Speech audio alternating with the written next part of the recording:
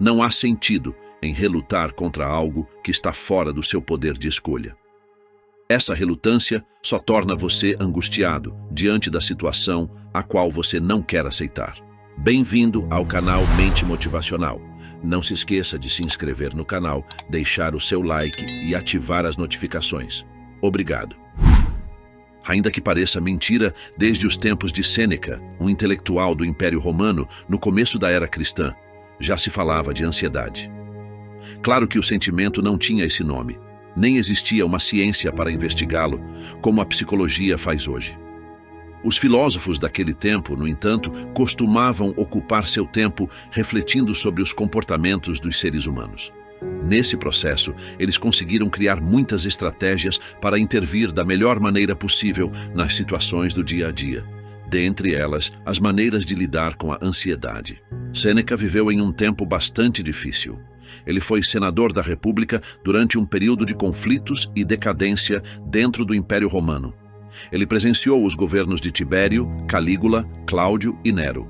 Ele foi até mesmo tutor e conselheiro deste último, que é, sem dúvida, um dos mais odiados imperadores romanos.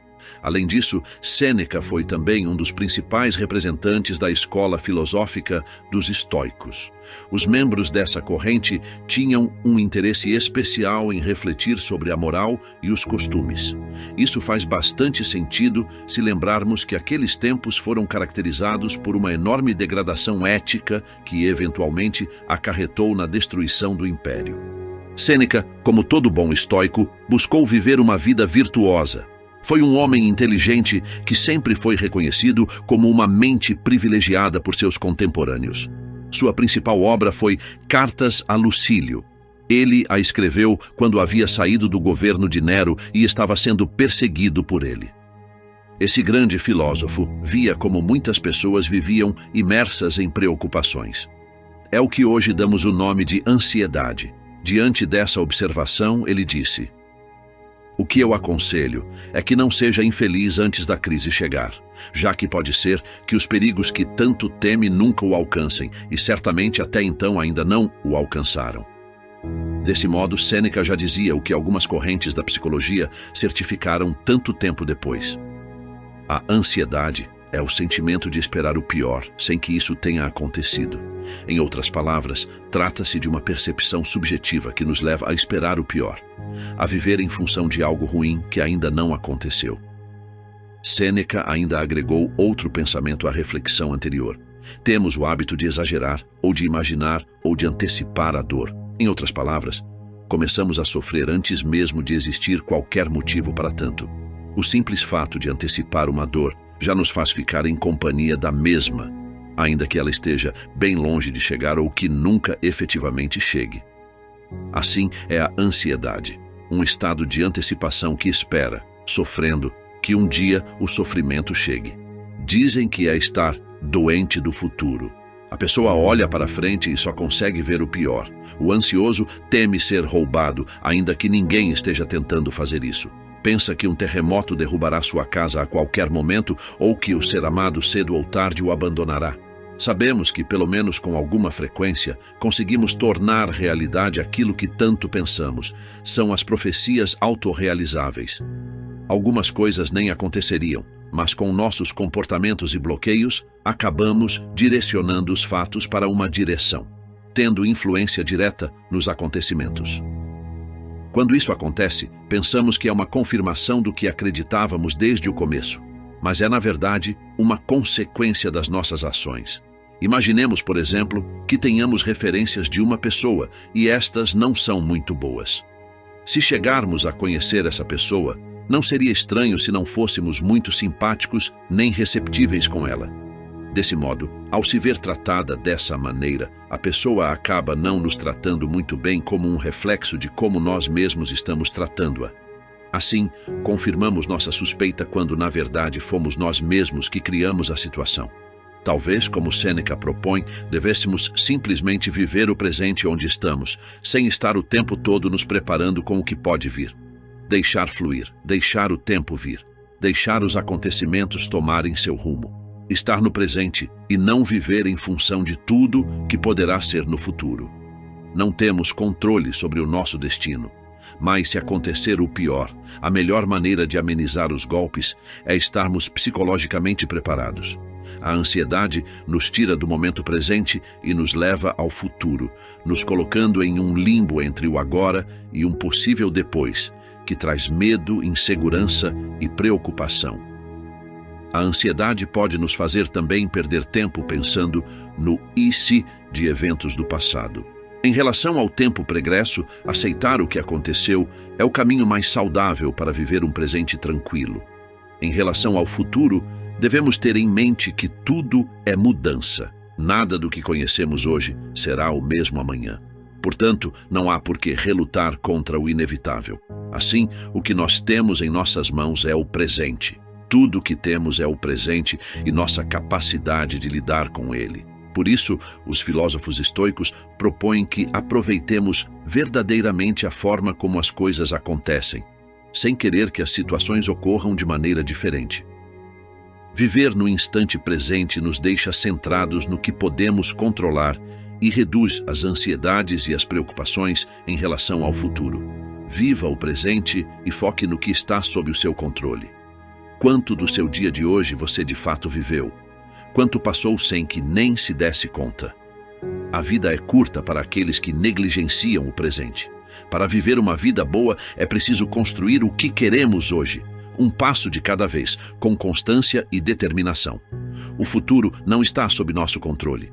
Viver com base no que pode acontecer em um futuro incerto pode gerar ansiedade e preocupações sobre contextos que podem nem acontecer. O maior obstáculo para a vida é a expectativa, que depende do amanhã e do desperdício de hoje. Diz Sêneca, você consegue pensar no que está e no que não está sob seu controle? Para o estoicismo, identificar essa diferenciação é uma das bases para uma vida mais feliz, com menos ansiedade e mais calma. Agir de acordo com o que está e o que não está sob o nosso poder é o que a filosofia estoica entende por dicotomia do controle. As ações dos outros também não estão sob o nosso controle, mas podemos controlar nossa reação a elas, por exemplo. Isso é parte da nossa ação. A resposta a qualquer acontecimento está sob nossa gestão. Não podemos determinar a opinião dos outros sobre nós, mas podemos focar em agir de forma honesta e virtuosa. É perfeitamente razoável considerar críticas boas e bem fundamentadas sobre nós mesmos. Aceite-as com gratidão e faça um bom uso delas. A questão é que você deve parar de se preocupar com a opinião de pessoas sábias, mas respeitá-las. Aceitar críticas não implica que você deva ser uma pessoa sempre preocupada com as opiniões dos outros. Não é sobre estar preocupado, mas sim respeitar e observar todas as opiniões e ideias válidas. Você deve ser uma pessoa virtuosa que aceita a orientação de indivíduos virtuosos. Você não precisa de validação externa, mas pode considerar críticas para o seu desenvolvimento pessoal. O que a filosofia estoica propõe é que nós devemos pensar a todo momento: o que está sob meu controle agora para que eu possa construir uma vida melhor? Não há sentido em relutar contra algo que está fora do seu poder de escolha. Essa relutância só torna você angustiado diante da situação a qual você não quer aceitar. Quando algo acontecer com você, pergunte a si mesmo se você pode ou não fazer alguma coisa a respeito. Se a resposta for não, se for algo que esteja sob o controle do destino, então o que devemos fazer é praticar a aceitação. Se você quer aproveitar melhor sua vida e viver no presente, lembre-se diariamente de que o seu tempo de vida é finito. Não sabemos quando vamos morrer, por isso não devemos desperdiçar o nosso tempo com atividades que não faríamos caso o nosso último dia estivesse perto. Pensar sobre a nossa mortalidade deve nos preencher de gratidão e não de ansiedade. Devemos agradecer todo dia que acordamos, pois temos a chance de interagir com outros seres humanos. Podemos nos desenvolver e ajudar os outros a progredirem também. O nosso tempo é o nosso maior recurso e o único não reembolsável. A maioria das vezes em que nos sentimos ansiosos ou nervosos é quando nos deparamos com situações imprevisíveis. Contudo, não são as situações que perturbam nosso estado de tranquilidade, são nossos julgamentos e a forma como reagimos aos acontecimentos. Quando você não tem expectativas quanto ao destino, você cria uma aceitação que serve como escudo para toda e qualquer decepção. Você para de esperar que os fatos se desenrolem de uma maneira específica. Você dá as boas-vindas e abraça o destino, seja ele qual for. Ir além da simples aceitação e amar profundamente o destino é o que nos ensina a ideia do amor fati. Aceite que você é uma pequena parte do todo. Ao perceber isso, você irá parar de se preocupar desnecessariamente. Chover ou fazer sol, frio ou calor não tem nada a ver com a nossa vontade. Portanto, só nos resta aceitar os acontecimentos e fazer o melhor deles, com tranquilidade. Você é uma peça pequena em uma série imutável de coisas que se desenrolam em sequências eternas de causa e efeito. Quanto mais cedo você aceitar essa realidade de que controla pouco do mundo, melhor saberá lidar com a ansiedade de fracassar ao tentar prever o futuro incerto. Como bônus, você poderá aproveitar melhor o presente e ignorar o passado e a incerteza.